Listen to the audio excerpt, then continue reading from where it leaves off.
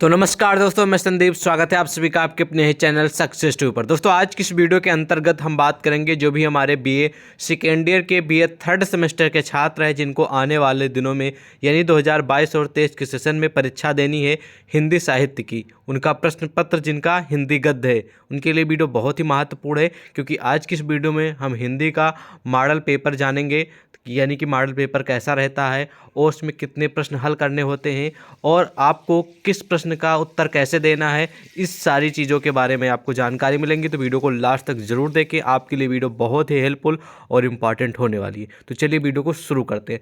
दोस्तों जैसा कि आप सभी को मैं बता दूं, जैसा क्वेश्चन पेपर होता है परीक्षा में, जैसे कि आप परीक्षा देने जाएंगे तो आपको एक क्वेश्चन पेपर मिलेगा, उसमें सभी क्वेश्चन लिखे रहेंगे। तो सेम वैसे ही मैंने आप सभी के लिए क्वेश्चन पेपर तैयार किया है, पिछले सालों के कई मॉडल पेपर और इस बार के नई शिक्षा नीति के अकॉर्डिंग और अपने एक्सपीरियंस के हिसाब से। तो वीडियो को लास्ट तक जरूर देखें। तो यहाँ पर साफ साफ लिखा है कि बीए थर्ड सेमेस्टर, ध्यान से समझेंगे क्या लिखा है।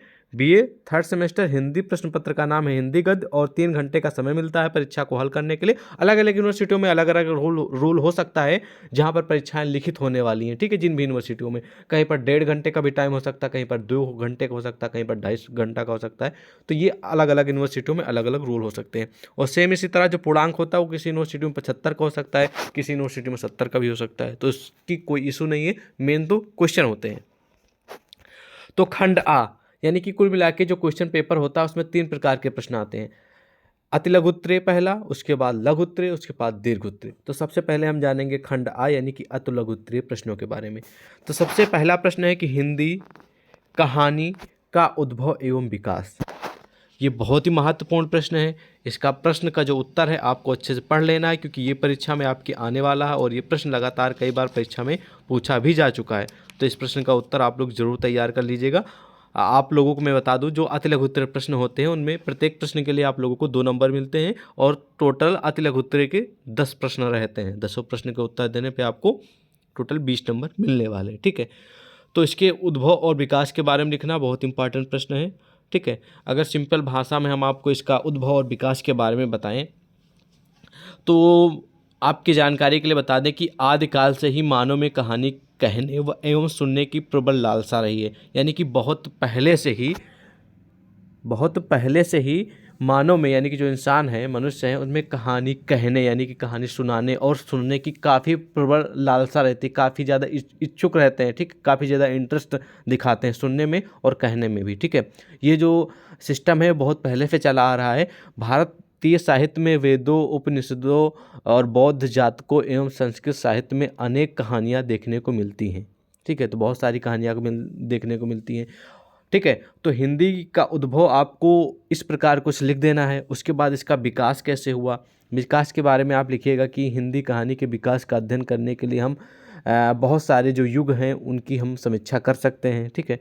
तो एग्जाम्पल के तौर पे हम आपको बता दें जैसे कि विकास युग एक आया था, विकास युग में इसका काफ़ी विकास हुआ। दूसरा आया है प्रेमचंद्र युग, इसमें भी काफ़ी कहानी का विकास हुआ है। तीसरा जो आया है आपका एक है प्राक स्वतंत्र युग, इसमें भी काफ़ी कहानी का विकास हुआ है। और अगला जो है वो स्वातंत्र्य युग है, इसमें भी कहानी का काफ़ी विकास हुआ है। तो ठीक है, इन कुछ युग हैं कहानी से जुड़े, इनमें काफ़ी कहानी का विकास हुआ है और कुछ इस प्रकार हुआ है जैसा कि मैंने आपको बताया है, ठीक है। उपनिषदों के माध्यम से बौद्ध जातकों एवं संस्कृत साहित्य में अनेक कहानियाँ देखने को मिलती हैं। तो इन सभी से इसका उद्भव हुआ और जो विकास है इन युगों से हुआ जो मैंने आपको बताया, विकास, प्रेमचंद्र युग, ठीक है। तो इस प्रकार प्रश्न का उत्तर लिख देंगे, आपको पूर्ण नंबर मिल जाएंगे, ठीक है, पूरे। अगला प्रश्न है कि उपन्यास, प्रश्न आ जाए कि उपन्यास की परिभाषा दीजिए या फिर उपन्यास किसे कहते हैं, ठीक है। तो या फिर पूछ लिया जाए कि सबसे प्रथम जो उपन्यास था उसका क्या नाम था, उपन्यास के सम्राट किसे कहा जाता है। तो सबसे पहले हम उपन्यास की परिभाषा जानेंगे, ठीक है। सबसे पहले क्या जानेंगे, उपन्यास की परिभाषा। तो उपन्यास की परिभाषा आपको लिखना है कि उपन्यास शब्द उप अर्थात समीप, न्यास अर्थात थाती से बना है, जिसका शाब्दिक अर्थ है मनुष्य के निकट रखी हुई वस्तु, ठीक है। और आपको सिंपल भाषा में इसका आंसर हम आपको बता रहे हैं कि साहित्य के संदर्भ में वह कृति जिसको पढ़कर ऐसा लगे कि यह हमारी ही कहानी है, उपन्यास कहलाने योग्य है या फिर उपन्यास कहते हैं, ठीक है, जिसको इंग्लिश में आप लोग ने सुना होगा नोवेल शब्द इसके लिए प्रयुक्त होता है। ठीक है, और मैं आपकी जानकारी के लिए ये भी बता दूं कि उपन्यास के जो सम्राट हैं वो श्री मुंशी प्रेमचंद्र जी हैं। उपन्यास के जो सम्राट हैं, या फिर आप लोग कह सकते हैं कि फादर ऑफ नोवेल, तो मिस्टर श्री मुंशी प्रेमचंद्र जी हैं। इस बात को ध्यान रखेंगे। ठीक है, उपन्यास के सम्राट। अगला प्रश्न है कि नाटक किसे कहते हैं, नाटक की परिभाषा दीजिए, ऐसा भी प्रश्न हो सकता है। ठीक है, तो नाटक की अगर हम आपको सिंपल सी परिभाषा बताएं तो नाटक में जीवन की अनुकृति को शब्दगत संकेतों में संकुचित करके उसको सजीव पात्रों द्वारा एक चलते फिरते सप्रमाण रूप में अंकित किया जाता है। नाटक जीवन की सांकेतिक अनुकृत नहीं है, जबकि सजीव प्रतिलिपि है। नाटक में फैले हुए जीवन व्यापार को ऐसी व्यवस्था के साथ रखते हैं कि अधिक से अधिक भाव उत्पन्न हो सके, जिसे हम नाटक कहते हैं। ठीक है, तो नाटक एक विधा है, आपको ये जानकारी होनी चाहिए और बहुत महत्वपूर्ण प्रश्न है, और आई होप आप लोगों को समझ में भी आ गया होगा इसका उत्तर। इन सभी का जो उत्तर है, अगर आप अच्छे तरीके से एकदम सटीक तरीके से पढ़ना चाहते हैं तो आपके पास क्वेश्चन बैंक है और आपके पास गूगल बाबा हैं, वहाँ से पढ़ लीजिएगा। ठीक है, और मैं आपको बता दूं ये प्रश्न इंपॉर्टेंट है आपकी परीक्षा के लिए, उपन्यास भी इंपॉर्टेंट है, नाटक भी इंपॉर्टेंट है, इसको भी तैयार करके जाएंगे। ठीक है, अगला प्रश्न है कि निबंध किसे कहते हैं, निबंध की परिभाषा। अगर निबंध की परिभाषा हम आपको सिंपल शब्दों में बताएं, या फिर आप लोगों की परीक्षा में प्रश्न ये भी हो सकता है कि निबंध का जन्मदाता किसे कहा जाता है, तो उसके बारे में भी हम आपको बताएंगे। ठीक है, और निबंध और लेख में क्या अंतर है, ऐसा प्रश्न हो सकता है। निबंध के अंग बताइए, ऐसा भी प्रश्न हो सकता है। तो सबसे पहले हम निबंध की परिभाषा जानते हैं। ठीक है, तो साफ सुथरी भाषा में हम आपको बताएं इसकी भाषा, तो इस प्रकार है, वह गद्य, ध्यान दीजिएगा, वह गद्य रचना जिसमें साफ सुथरी सरल विषयानुक्रम भाषा में भावों विचारों को क्रमबद्ध रूप से सुगुम्फित किया गया हो, वह गद्य की एक प्रमुख विधा है जिसे हम निबंध कहते हैं। तो इस प्रकार आप निबंध की परिभाषा लिख सकते हैं। फिर आज का उत्तर आप लोग अपने क्वेश्चन बैंक में पढ़ लीजिएगा। और निबंध के जो फादर आप हैं, यानी कि जन्मदाता हैं, ये रोमों के एक देश है जिसका नाम है रोम। ठीक है, रोम के प्रसिद्ध लेखक है जिनका नाम है ठीक है, सीसेरो। ठीक है, और सेनेका को कहा जाता है। तो ये प्रमुख निबंधकार हैं या फिर जन्मदाता हैं निबंध के। देखिए दोस्तों, मैंने आप लोगों के लिए एक सीरीज स्टार्ट की है, तो इसमें हम आपको 10 प्रश्न, यानी कि जैसा क्वेश्चन पेपर आता है, आपके क्वेश्चन पेपर जब आएगा, आपको परीक्षा जब होगी आपकी, तो सबसे पहले आपको क्वेश्चन पेपर मिलेगा। उसमें अति लघु उत्तरीय के 10 प्रश्न रहेंगे और लघु उत्तरीय के करीब करीब आपके 8 से 10 प्रश्न रहेंगे। सिर्फ और सिर्फ उनमें से बताया जाएगा कि 5 प्रश्न हल करने हैं।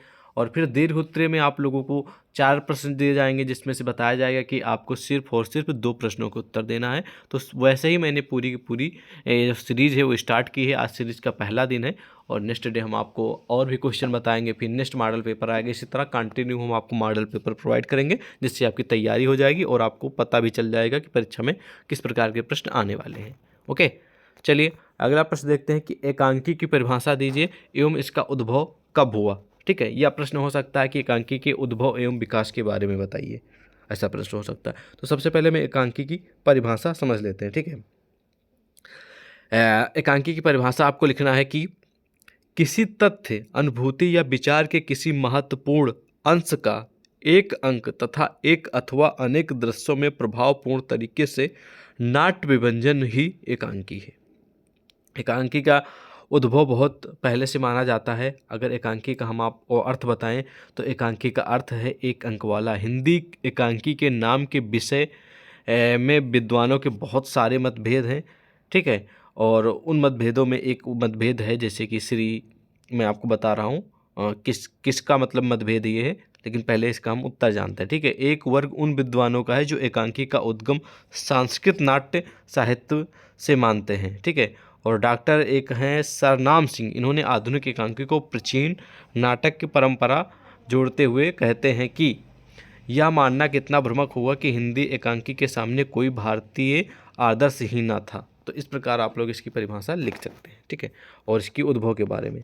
अगला प्रश्न है कि फणीश्वर नाथ रेणु का संक्षिप्त परिचय दीजिए। इसके बारे में भी पढ़ लीजिएगा, फणीश्वर नाथ जी कौन है और इनके जीवन के परिचय के बारे में। ठीक है, ये भी महत्वपूर्ण प्रश्न है आपकी परीक्षा के लिए, तो इसको भी आपको अच्छे से तैयार कर लेना है, ठीक है। महत्वपूर्ण प्रश्न है परीक्षा के लिए। चलिए इसका मैं आपको थोड़ा सा उत्तर बता ही दे रहा हूँ कि फणीश्वर नाथ का जन्म कैसे हुआ, कब हुआ, और इनके जीवन परिचय के बारे में एक तरीके से, ठीक है। तो फणीश्वर नाथ एक बहुत ही इंपॉर्टेंट टॉपिक है, इनसे भी जुड़ा आपकी परीक्षा में प्रश्न आएगा ही आएगा। तो फणीश्वर नाथ रेणु का जो जन्म है वो 4 मार्च सन 1921 को बिहार प्रांत के पूर्णिया जिला के एक अत्यंत पिछड़े हुए गांव औरोही हिंगना के एक मध्यवित्त किसान परिवार में हुआ था, ठीक है। रेणु का अगर बताएं तो इनका जो निधन है वो 1977 में रात्रि को 9:10 पर हो गया था, ठीक है। तो इस प्रकार आपका इनका संक्षिप्त परिचय दे देना है, क्योंकि ये 2 ही नंबर का प्रश्न है, तो आपको इनके बारे में ज़्यादा लिखने की आवश्यकता नहीं, और इनकी जो कुछ रचनाएं हैं उनके बारे में पढ़ लीजिएगा बस। अगला प्रश्न है कि रेखा चित्र का प्रवर्तक किसे कहा जाता है। रेखा चित्र के प्रवर्तक के बारे में आपको पढ़ लेना है, ये भी आपके लिए बहुत महत्वपूर्ण प्रश्न है, ठीक है। और आपकी परीक्षा में आने के भी पूरे चांस है, तो ये प्रश्न आपकी परीक्षा के लिए हाई लेवल का है, ठीक है। इसका उत्तर आपको अपने क्वेश्चन बैंक इंटरनेट पढ़ लीजिएगा, आसानी से मिल जाएगा, ठीक है। और चलिए हम इसका आंसर आपको बता ही दे रहे हैं। रेखा चित्र का प्रवर्तक, जिन छात्रों को मालूम है पहले तो आप लोग कमेंट करके बताइए हमें। अगर गेस तो कर ही सकते हैं ना, अगर एग्जैक्ट नहीं बता पाएंगे तो थोड़ा आप लोग ट्राई तो करिए कि हाँ ये हो सकते हैं, ये कभी हो सकते हैं, ये लेखक हो सकते हैं, ठीक है। तो रेखा चित्र के प्रवर्तक के बारे में आप लोग को बताना है, ठीक है। तो चलिए मैं आपको बता दे रहा हूँ, आप लोग के कमेंट शायद ना आ पाए इतनी जल्दी, लेकिन हम आपको इसका आंसर बताए दे रहे हैं, ठीक है। तो ध्यान से सुनिएगा, बहुत इंपॉर्टेंट और जनरली क्वेश्चन है, परीक्षा में आने के पूरे चांस है, ठीक है। तो हिंदी साहित्य के श्रेष्ठ कहानीकार, ध्यान दीजिएगा, रेखा चित्र के प्रवर्तक हिंदी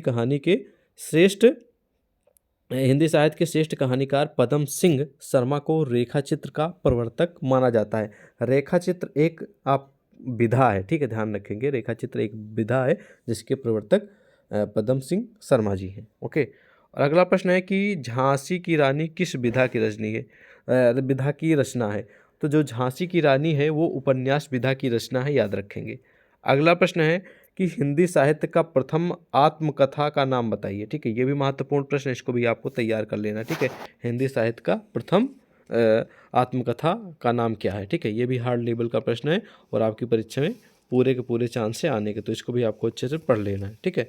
चलिए बढ़ते हैं अगले प्रश्न की ओर। फिलहाल यहाँ पर जो 10 प्रश्न थे अति लघु उत्तरीय के वो समाप्त होते हैं। इसी प्रकार के आपको 10 प्रश्न परीक्षा में देखने को मिलेंगे, तो आप पूरे प्रश्नों का उत्तर पढ़ लीजिएगा। तो इन 10 प्रश्नों में से 3-4 प्रश्न तो आपकी परीक्षा में देखने को मिलेंगे, पक्का है, ठीक है, श्योर है। चलिए बढ़ते हैं हम लघु उत्तरीय प्रश्न की ओर, लघु उत्तरीय यानी कि खंडबा की ओर। खंडबा में आप लोगों के लघु उत्तरीय प्रश्न आएंगे और यहाँ पर लिखा रहेगा आपके क्वेश्चन पेपर में कि 5 प्रश्नों का उत्तर दीजिए। 5 प्रश्नों में से कुछ पैराग्राफ दिए जाएंगे जिनकी आप लोगों को संदर्भ सहित व्याख्या करनी होगी, जैसे यहाँ पर मैंने लिख दिया है। देखिए यहाँ पर मैंने पैराग्राफ नहीं लिखा, पैराग्राफ लिखने में ज़्यादा टाइम जाता, तो संदर्भ सहित व्याख्या के लिए आप अपनी क्वेश्चन बैंक जो सीरीज है उसमें पढ़ लीजिएगा, ठीक है, पैराग्राफ के बारे में। और ध्यान से समझेंगे क्योंकि आपको संदर्भ सहित व्याख्या में ये भी लिखना होगा, जैसे पैराग्राफ दे दिया गया तो पैराग्राफ में आपको लिखना होगा कि ये पैराग्राफ किस लेसन का है, इसके रचनाकार कौन है, और व्याख्या में आपको लिखना पड़ेगा उसी का हिंदी में अर्थ, ठीक है। तो ये ध्यान रखेंगे। उसके बाद आप लघु उत्तरीय में ही कुछ क्वेश्चन पूछे जाएंगे जिनके आप लोगों को उत्तर देना है, जैसे अति लघु उत्तरीय में थे, लेकिन वहाँ पर सिर्फ और सिर्फ 50 शब्दों में उत्तर देना था, यहाँ पर आपको 200 शब्दों में उत्तर देना होगा प्रति प्रश्न का। तो प्रश्न है कि ध्रुव स्वामिनी नाटक का उद्देश्य क्या था, स्पष्ट कीजिए। तो ध्रुव स्वामिनी बहुत ही पॉपुलर नाटक है और इससे जुड़े प्रश्न आपकी परीक्षा में गारंटी है आएंगे, तो इसको अच्छे से तैयार कर लीजिएगा। ये प्रश्न परीक्षा में आने के पूरे चांस है। ध्रुव स्वामिनी से जुड़े कम से कम 3 से 4 प्रश्न आपकी परीक्षा में आएंगे गारंटी के साथ। तो आप अगर ये प्रश्न अच्छे से तैयार कर लेंगे तो आपके करीब 10 से 12 नंबर डन हो जाएंगे, ठीक है। अगला प्रश्न है, इन सभी का उत्तर आप लोग हम बता रहे हैं, हम आपको बता देंगे कि ये महत्वपूर्ण प्रश्न है, इसको पढ़ लीजिएगा और आप लोग इसका उत्तर ढूंढ के अपने क्वेश्चन बैंक में या फिर गूगल पे पढ़ लीजिएगा, ठीक है, क्योंकि उत्तर बताने में ज़्यादा समय जाए, क्योंकि ये प्रश्न का उत्तर 200 शब्दों में है, ठीक है। तो मुंशी प्रेमचंद को हिंदी का कथा सम्राट क्यों कहा जाता है। तो श्री जी मुंशी प्रेमचंद जी हैं, इन्हें हिंदी का कथा सम्राट क्यों कहा जाता है, इसके बारे में स्पष्ट करके लिखना है। ये महत्वपूर्ण प्रश्न है, इसके बारे में पढ़ लीजिएगा, ठीक है। अगला प्रश्न है कि डायरी लेखन के उद्भव एवं विकास पर प्रकाश डालिए। ये भी कहीं ना कहीं महत्वपूर्ण प्रश्न है। इस प्रश्न के आने के चांस हैं भी और नहीं भी हैं, इसलिए आप पढ़ भी सकते हैं, इग्नोर भी कर सकते हैं। अगला प्रश्न है कि अज्ञेय की भाषिक विशेषताओं पर प्रकाश डालिए। अज्ञेय जी, ठीक है, अज्ञेय जी से भी जुड़ा एक ना एक प्रश्न आपकी परीक्षा में आएगा। जरूरी नहीं कि यही आए, लेकिन आएगा कोई ना कोई प्रश्न जरूर, ठीक है। तो अज्ञेय जी से जितने भी क्वेश्चन बनते हैं उनको पढ़ लीजिएगा। उसके बाद अगला प्रश्न है कि महादेवी वर्मा, वहाँ महादेवी वर्मा के जीवन परिचय के बारे में और उनका साहित्यिक परिचय यानी कि साहित्य क्षेत्र में इनका क्या योगदान रहा उसके बारे में पढ़ लीजिएगा। ये भी एक हाई लेवल का प्रश्न है, महादेवी वर्मा से भी जुड़ा एक प्रश्न आएगा, ठीक है। अगला प्रश्न आप लोगों के समझ आ गया है कि भारतेंदु हरिश्चंद्र के जीवन परिचय तथा रचनाओं पर प्रकाश डालिए। यानी कि भारतेंदु जो हरिश्चंद्र जी हैं इनका जीवन परिचय लिखिए, उसके बाद जो इनकी रचनाएं हैं उनके बारे में आपको डिटेल में एक्सप्लेन करके लिखना है, ठीक है, रचनाओं पर प्रकाश डालना है, ठीक है। तो बहुत ही महत्वपूर्ण प्रश्न है, इसको भी तैयार कर लीजिएगा। तो यहाँ पर समाप्त होते हैं आपके लघु उत्तरीय वृत्त के प्रश्न। यहाँ पर प्रश्न तो कई सारे दिए जाएंगे, 7 से 8 प्रश्न, लेकिन सिर्फ और सिर्फ आपको 5 प्रश्नों के उत्तर देने होंगे। करीब करीब उसमें से 2 पैराग्राफ यानी कम से कम 2 पैराग्राफ के आप लोगों को संदर्भ सहित व्याख्या करनी होगी, बाकी के 3 प्रश्नों के उत्तर देने होंगे, ध्यान रखेंगे। अब हम बढ़ते हैं दीर्घ उत्तरीय प्रश्न की ओर। दीर्घ उत्तरीय प्रश्न में आपको मिल जाएंगे, यहाँ पर लिखा रहेगा खंडसा में दीर्घ उत्तरीय प्रश्न में कि किन्हीं 2 प्रश्नों के उत्तर दीजिए। यही आपकी परीक्षा में जब क्वेश्चन पेपर मिलेगा तो वहाँ पर लिखा रहेगा, ठीक है। तो उसमें आपको 4 प्रश्न दिए जाएंगे, जैसा कि मैंने यहाँ पर 4 प्रश्न यहाँ पर मैंने भी मतलब कि रखे हैं, जिससे आप लोगों को समझने में आसानी हो, आपको पढ़ने में यानी कि आपको तैयार करने में भी आसानी हो, ठीक है। तो पहला प्रश्न है कि आचार्य हजारी प्रसाद द्विवेदी के अशोक के फूल, ठीक है, आचार्य हजारी प्रसाद की एक रचना है जिसका नाम है अशोक के फूल, ठीक है, जो कि एक निबंध है। इस निबंध का सारांश लिखिए, ठीक है, इस निबंध के बारे में लिखना है और बहुत ही इंपॉर्टेंट प्रश्न है, तैयार कर लीजिएगा। परीक्षा में आने के पूरे चांस है 100%, तो अच्छे से पढ़ लीजिएगा, ठीक है। अगला प्रश्न है कि डॉक्टर राम कुमार वर्मा की एकांकी कला पर प्रकाश डालिए। तो डॉक्टर राम कुमार वर्मा के जीवन के परिचय के बारे में और इनकी जो एकांकी कला है इस पर भी थोड़ा ध्यान दे दीजिएगा, ठीक है। ये भी प्रश्न इंपॉर्टेंट है, राम कुमार वर्मा जी से जुड़ा प्रश्न आएगा, जरूरी नहीं कि यही आए, और भी प्रश्न आ सकते हैं, लेकिन आएगा जरूर इनसे जुड़ा प्रश्न। अगला प्रश्न है कि ध्रुव स्वामिनी नाटक के आधार पर चंद्रगुप्त की चारित्रिक विशेषताओं पर प्रकाश डालिए, ठीक है। तो ये प्रश्न बहुत ही हार्ड लेवल का है, जब परीक्षा हुई है हिंदी की गद्य की तब ये प्रश्न आया है परीक्षा में, तो इसको आप जरूर से जरूर तैयार कर लीजिएगा। बहुत ही महत्वपूर्ण प्रश्न है, 100% चांसेस प्रश्न के आने के आपकी परीक्षा में, तो तैयार जरूर करके जाइएगा इसका उत्तर 100%, ठीक है। अगला प्रश्न है कि आचार्य रामचंद्र शुक्ल जी जो हैं इनका जो निबंध है उसके बारे में आपको लिखना है, ठीक है। आचार्य रामचंद्र शुक्ल की निबंध शैली पर प्रकाश डालिए या फिर योगदान दीजिए या फिर इनके जीवन परिचय के बारे में लिखिए, ऐसा भी प्रश्न हो सकता है। तो रामचंद्र जी के निबंध या इनके जीवन परिचय या इनकी रचनाओं से जुड़ा प्रश्न आएगा, 100% श्योर है, तो इसको भी तैयार कर लीजिएगा। बहुत ही इंपॉर्टेंट और हाई लेवल का प्रश्न है। 4 प्रश्न दिए गए हैं और इसी तरह आपकी परीक्षा में भी 4 प्रश्न दिए जाएंगे, जिनमें से सिर्फ जिनके बारे में आपको अच्छी जानकारी अच्छे से लिख सकते हैं उन 2 प्रश्नों का उत्तर देना है। प्रत्येक प्रश्न के लिए आप लोगों को 10 नंबर दिए जाएंगे, ठीक है। 2 प्रश्न हल करने पे आपको 20 दिए जाएंगे, ठीक है।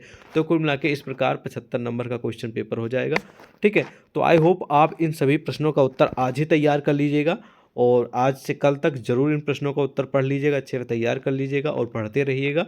जल्द ही हम आप लोगों के लिए और भी नेक्स्ट वीडियो लाएंगे, यानी कि इसका पार्ट 2, ये सीरीज नंबर या फिर पार्ट नंबर 1 है।